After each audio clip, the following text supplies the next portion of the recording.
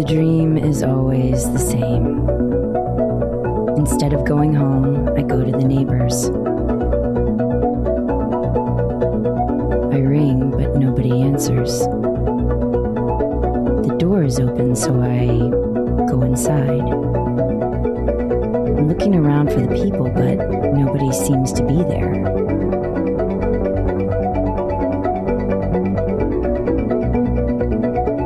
And then I hear the shower running, so I go upstairs to see what's what.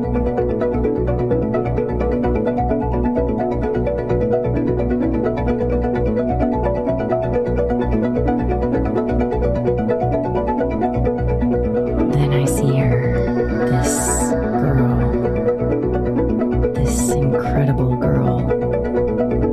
I mean, what she's doing there I don't know because she doesn't live there, but it's a dream, so I go with it.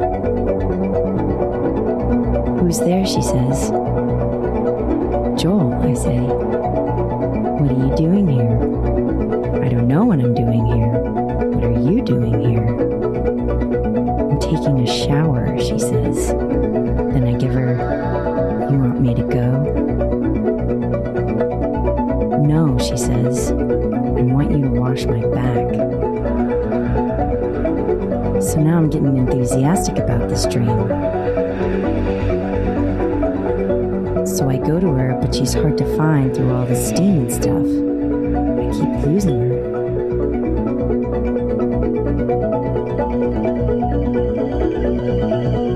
Finally, I get to the door, and I find myself in a room full of kids taking their college boards. I'm over 3 hours late. I've got 2 minutes to take the whole test. I've just made a terrible mistake. I'll never get to college. My life is ruined.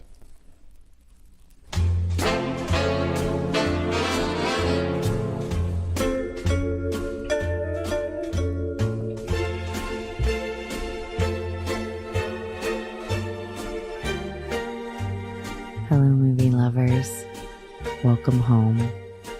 My name is Amy Hensarling, and you are listening to Watch This List.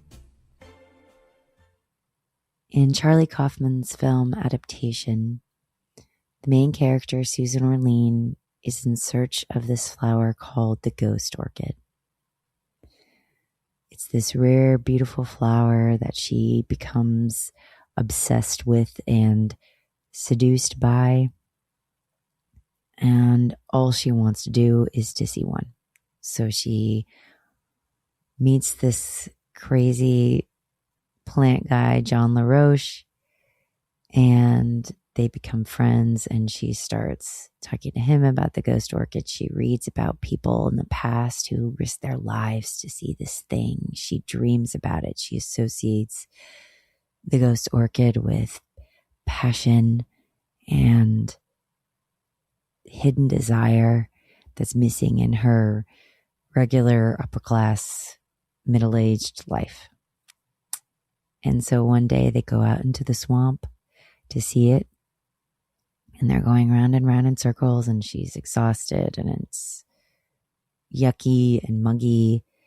And then there it is. He says, "This is it." And she takes a look at it, and she says, "It's just a flower. It's just a flower." And then she writes the ghost, the orchid thief, and it's about disappointment. What I thought of in this fourth rewatch of Risky Business was what Susan Orlean concludes afterwards, after that incident at the swamp that day. She says, "I came to understand that change is not a choice. You are different." Something happened in the swamp that day. So much, if not all, of Risky Business is things happening to Joel Goodson. And he is changed. It's not the typical hero's journey or Pilgrim's Progress, where a person leaves home and they go on these adventures and stumble upon various challenges that test their character, and then they come out at the end the victor.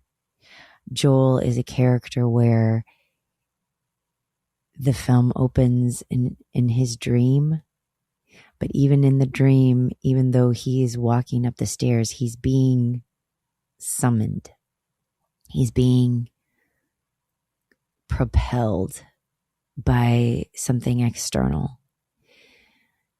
He can't call Lana. He doesn't make his parents leave. Everything in the movie is reactionary. Even when he makes decisions, it's in reaction to something.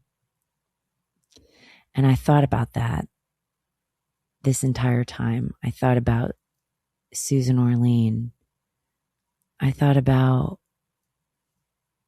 how we think that we want so much control, and that especially in this area where it explores transactional relationships and commerce and expectation and exploitation, that there's this sense of I am in control of this situation on one end because it's an exchange. But it's an illusion. Change is not a choice. And we don't know when we put ourselves into certain situations what will happen.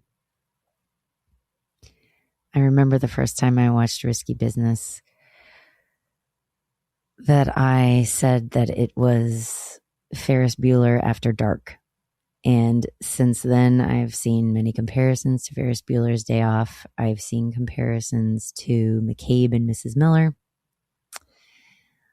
And there are some similarities, of course, between Ferris and Joel, made by two Chicago natives, boys, who filmed their movies in Chicago about the adolescent joy of parents not being home, of messing around with your dad's car. In Ferris's case, obviously Cameron's dad's car. And then having an adventure in the city. Both have beautiful girlfriends, albeit very different kinds. But what I was thinking of with the difference between the two is that Ferris Bueller is like Peter Pan meets the Cat in the Hat, and Joel is Alice in Wonderland meets Did I Ever Tell You How Lucky You Are? I'm going to read you the beginning, the opener to Dr. Seuss's book, and I think you'll see what I mean. When I was quite young and quite small for my size, I met an old man in the desert of Dries, and he sang me a song I will never forget. At least, well, I haven't forgotten it yet. He sat in a terribly prickly place, but he sang with a sunny, sweet smile on his face. When you think things are bad, when you feel sour and blue, when you start to get mad, you should do what I do. Just tell yourself, Ducky, you're really quite lucky. Some people are much more, oh, ever so much more, oh, muchly, much, much more unlucky than you. That's Joel. He is a lucky white boy off the lake, as Paul Brickman deemed him. No matter what happens in this movie, just like Alice in Wonderland, we know he's going to get home, and we know he's going to be okay. And we know that the lessons that he learns are not traumatizing.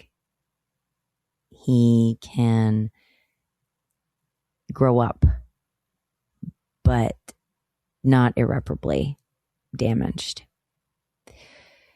In contrast, there is Lana, who is played by Rebecca De Mornay in the film, and she is not lucky. She is a prostitute, and there's only one line really of vulnerability in the film that she speaks at the very end, in the way that Paul Brickman wanted the film to end, which is Tom Cruise's Joel says to her, "I just don't want you to get hurt." And she says, "Why does it have to be so tough?" And there's this major, unbridgeable chasm between the two of them then, in that moment. Because while Joel understands, I think, to a certain extent in his mind what she means, and that's why he embraces her and holds her, and it's a lovely, precious moment. We know that he doesn't, and we know that their futures are going to be very different, even though Lana says, "I'm very optimistic, I think we're going to do great in our lives." Their paths will diverge, and they're not going to meet. When Rebecca De Mornay was offered the role, she said that she felt such a kinship with the character. She said she had an overwhelming feeling about her. "This is my part." Quote, "I had lived by my wits in London for about a year before I got to LA, waiting tables illegally without a green card and performing as a singer with bands. There was a strain in me, similar to Lana, of a deep melancholy about injustice within the system of capitalism. That's why Risky Business is so affecting. It is a commentary on social injustice, on how the machine is oiled for certain people. Lana is the underdog of society, and I related to that. I related to the dignity that she carried herself with, even though she was a prostitute." End quote. So there's this very, very fascinating disparity between who that character is and the actress's understanding of that character, and the meld of Lana and Rebecca De Mornay at that time in her life. And then there is Paul Brickman and Avnet, the producer, who worked on the character together and saw Lana primarily as a teenager from the North Shore, or as the kind of woman that a teenager from the North Shore would do anything to be with. Gorgeous and tough, right? It's not to say at all that she understood something about the character that they didn't. But I do find it fascinating that that she could be both. That she could be what Jackie, the call girl who shows up at Joel's house first and says, "I know exactly what you want," because you want what every boy wants, right? That she could be that and have such depth and richness and control, while also being completely at the mercy of circumstance. She is not lucky. And that's where it gets into all of the interesting things that Paul Brickman said that he made the movie for. He was 34 years old when it came out in 1983. And he had a desire for it to be a reflection of the times, of the Reagan era of transactions, rampant materialism, unabashed self-interest, entrepreneurial hustle. That was Reagan's morning in America. One reviewer that I really enjoy, who writes for Movie KO, said it's an 80s neo-noir about market relations and its co-modification of human relationships, smartly disguised as a coming-of-age sex comedy. Introduction into adulthood is marked by cynicism and the realization that no true and lasting human connection is possible when the profit motive is present. Ebert also sort of addressed this by saying, comparing it to The Graduate in terms of its context, that it's a perceptive satire and that the movie knows what goes on behind the closed bathroom doors of the American dream in an entrancing period of American self-absorption. So there's timely yet timeless this aspect of the film that I think gets sort of buried underneath, well, it's just this dumb comedy where Tom Cruise is sliding across the living room in his underwear. It's so much more, and not just in a cinephile way, like we're trying to find these things. They are there. But it's also saying something about a transactional relationship that's been going on since the beginning of time. And I find that meld fascinating. And the fact that Brickman shows you these things without letting you get really comfortable narrowing it down. He's also kind of interrogating us as the audience and saying, okay, this is how things are. Is this what we want? Is this the direction that we want to go in?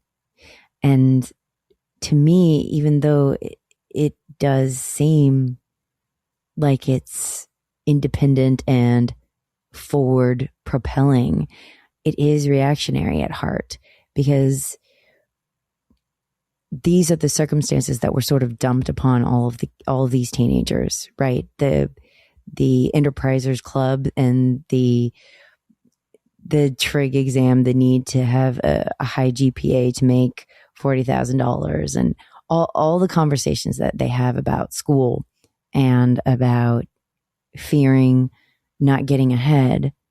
They're not self-imposed.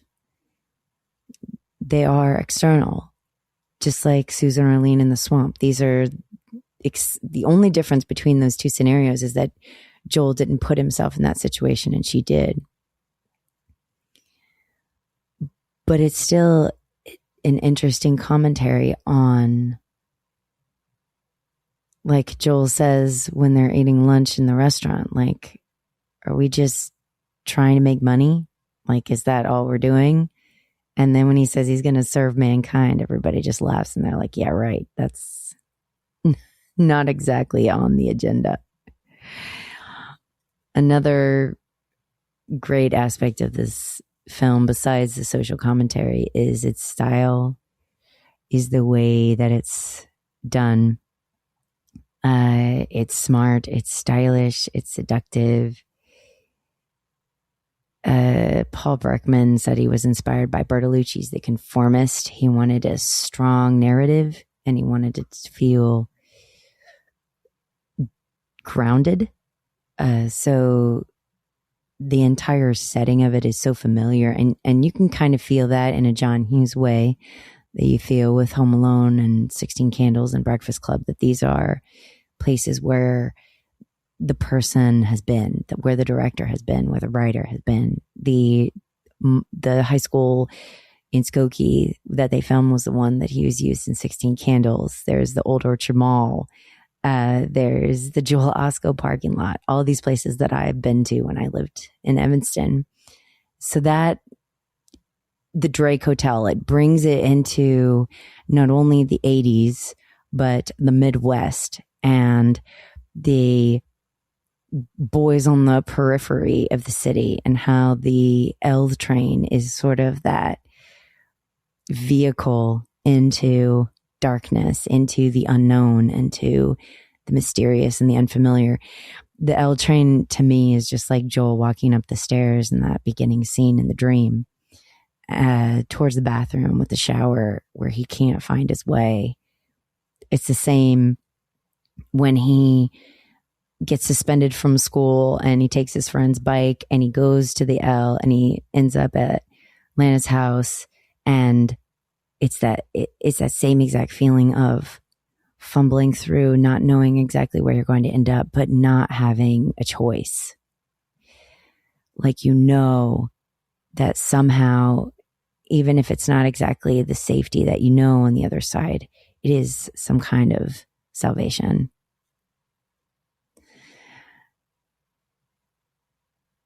So this is not exactly The Godfather, but it is something unique. It feels like a dream. Brickman himself said that he appreciates stylization or occasionally something over romanticized, like wind and leaves blowing a door open. There's this magical quality when Lana first shows up at Joel's place. It's otherworldly. Like, you see the clock ticking and then the leaves rustling and the shutters blow open, and it's this surreal, amazing, almost like the blossoming of a flower, like a flower opening. And even though there's parts of it that are silly, like they're doing it on the stairs and then they're doing it in his dad's computer chair with the TV on in the background and the American flag waving, there is this sense of freedom and wanting to make your home expand and not exactly die, which is sort of a testament to Joel's character. Like, he's not trying to abandon his home. He's got the TV dinners. He's got his train set at another pivotal scene. We've got the baby pictures on the wall, the egg, the Porsche. There's these elements of home that he's not trying to run away from. I think what he's trying to do is to integrate his maturity and exposure with these familiar things. It's almost like there was somewhere where I heard that the way to continue to fall in love with someone that you've known for a long time is to see them with the same eyes but differently. Just like you can walk around your home and go in a room and notice something different about it, even if you've been in the room 50 times. This is how I see Joel's character taking in his surroundings as he is going through this intense metamorphosis personally and intimately and knowledgeably. Just his brain is expanding by Lana. And it's not a rejection of the self, and it's not a rejection of his family. It is, I want to keep these things intact. And there's a level to which it can't happen, which is why I think that train scene is so climactic, because that is him going outside of his comfort zone, not to experience something for the first time, but to experience that intimacy in somewhere that is a first time for that place. And there is a comment that the producer made that was like, Joel can't even, he's not trying to escape himself, because when they go on that train, it's full of people, so they can't do exactly what they want and they're forced to wait, which Avnet and Brickman said they had intentionally created these obstacles because anticipation is so much to do with eroticism. But when they finally get the last guy off the train, who is a drunk, Joel puts him on the chair and then he gets his jacket and he places it over the man as if he's tucking him in. And it's such a quick scene, but it's so gentle and so reflective of who this boy is at heart that he would make that gesture and then go back. And these are small touches to me that make it different than a Ferris Bueller movie, or even Cameron Crowe's Say Anything, which I think is Crowe's kind of version of this in a way, of the boy who's enamored and the girl who has all these smarts and is courageous in ways that he sort of wants by osmosis. It is still different because this is where this person, Joel, is around like scary situations. Once Guido shows up, the pimp, and I mean, he has a gun and he sort of threatens him. You know that it's not just like the danger has come to his door, and he still maintains this kindness and purity that I think is really beautiful.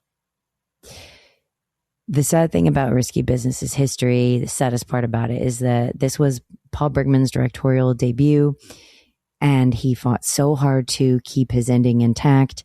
The studio wanted it to be a happy ending, and he had in the original script where Joel didn't get the girl, he didn't go to Princeton, and he breaks his mom's crystal egg. And then the film ends with a sort of bittersweet scene of Joel trying to comfort Lana about her future, and he knows that it's not going to be the same as his. Once they rejected this, he wanted to ditch the entire project. There was no premiere, no cast and crew screening, and the whole situation just soured him. Thankfully, on the Criterion edition that I own, that I bought myself for New Year's this year, it does maintain the original ending. And I think that the thing that fascinates me most about all of this is not necessarily what the ending says, but how greatly he fought for it, and how much he cared about it. That this, what he really, really, really wanted to highlight out of everything that happens in the film and all the things that are famous about it, you know, the guts and the, sometimes you just got to say what the fuck, and the stuff about the teenage boys and the girls, you know, clean, polite, quick. None of that was what was on his mind. What he wanted to show was the class difference, and what he wanted to show was what Rebecca De Mornay highlighted, the unfairness of perhaps not exactly capitalism so much as that she's never going to get the breaks that he does, no matter what, even if she utilizes the system completely to her advantage, because like she said, some machines are better oiled, and it doesn't really matter that she's the one who is the living shower dream, or that she is the fairy tale princess fairy tale witch really, who comes in and changes his life. And I wonder too, characters like Lana and Jane Fonda from Clute, characters like these, I wonder what it is that they really want. Anyway, I don't know that it's exactly that they want to be saved, or that they want to be rescued, or even necessarily that they want a different path. I think it's just this longing for choice, a real choice. And while it could be said that Joel himself doesn't have one, he certainly has more than she does.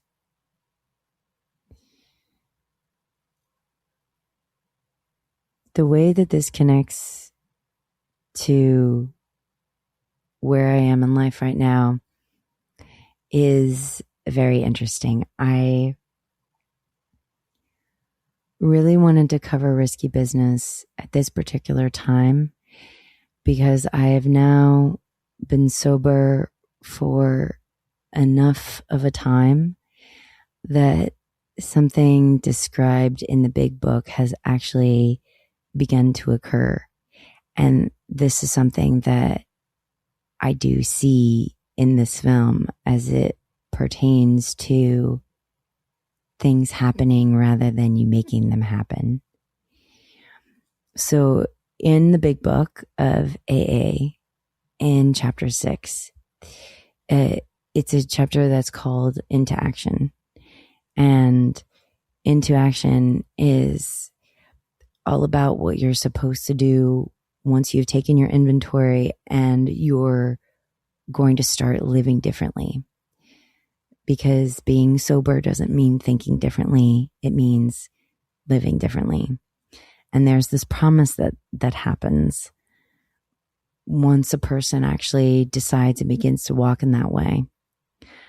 I'm going to read you what it says. So, and if you can, think about this in the deeper meaning of risky business. If you can join me on this mental journey of imagination, that this is sort of what begins to be stirred in Joel. We have entered the world of the spirit. Our next function is to grow in understanding and effectiveness. This is not an overnight matter. It should continue for our lifetime. Continue to watch for selfishness, dishonesty, resentment, and fear. When these crop up, we ask God at once to remove them. And we have ceased fighting anything or anyone, even alcohol. For by this time, sanity will have returned. We will seldom be interested in liquor. If tempted, we recoil from it as from a hot flame. We react sanely and normally, and we will find that this has happened automatically. We will see that our new attitude has been given us without any thought or effort on our part. It just comes. That is the miracle of it. We are not fighting it, neither are we avoiding temptation. We feel as though we had been placed in a position of neutrality, safe and protected. We have not even sworn off. We are neither cocky nor are we afraid. This is what I see in the moment when Rutherford, the Princeton admissions advisor, comes to the party to meet with Joel, which is ridiculous. That part even itself, the whole movie feels like a dream, but that part especially feels like a dream because why would an admissions guy come at night? He wouldn't. But anyway, he comes and they're talking and Lana comes in and she needs the room and she's so practical, and she leaves and then she comes in again and the guy Rutherford is spouting off, that he is in the Cook County Science Fair and he is in the 84th percentile. And Joel looks up at Lana and she looks at him and there is this just almost divine expression on his face of, I would do anything for this person. I want this person with my entire being. And it's not because of anything that I'm doing. It has nothing to do with me, almost. And that is this feeling at this point in sobriety, is something has happened without thought or effort on my part. I'm not fighting it. I'm not doing anything. And it's not to say that there aren't hard times and there aren't still problems. Just like when Joel realizes this, there's monumental problems going on. The house is being trashed. This guy is there and he's probably not going to get in. And there's all this illegal activity going on, but it's the powerful, true acknowledgement of I am not in charge of my transformation. And it's a relief. And all of these hardships in the past and these hardships to come don't change this reality. And this miraculous ability to even see that that's the reality. And perhaps one could say, well, that's the luckiness again, right? Because I'm lucky, because Joel's lucky, because we have degrees of privilege and we have mom and dad and the 4.0 GPA and the nurse at school who just needs a little bit more compassion, and we're going to be okay. But I think that's a bit of a cop-out for these kinds of characters in film, where I almost feel it's a bit diminutive, because the human experience is one leading to, hopefully, humility, hopefully adaptability and flexibility and an awareness of one's smallness in the universe, hopefully leading to taking responsibility and being courageous. Go to school, Joel. Go learn something. Like, these things are embedded all throughout Risky Business, just as much as all the stuff about money and the $4 cup of hot chocolate, and that these kids are surrounded by a culture telling them that they're only worth what they've got and what they make of themselves. There is this moment, and it happens multiple times in the movie, of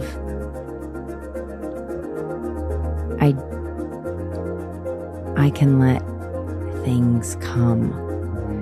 I can let myself be changed.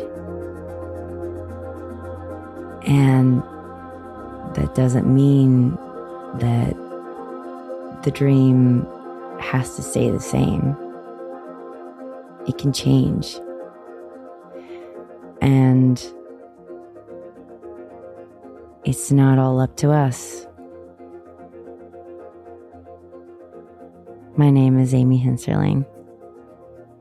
Isn't life grand?